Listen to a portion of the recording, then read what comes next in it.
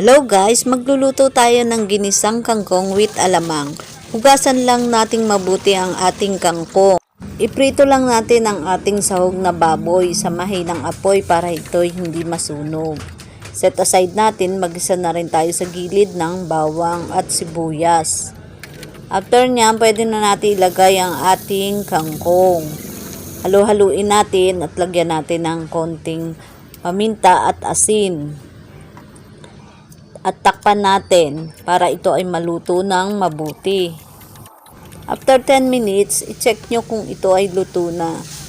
At pwede na nating hanguin at itoppings natin ang alamang. Ito ang magiging pampalasa sa ating ginisang kangkong with alamang. At ating budburan ng toasted garlic para mas masarap. Luto na ang ating isang kangkong with alamang.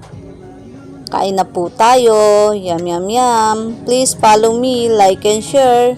Thank you very much for watching.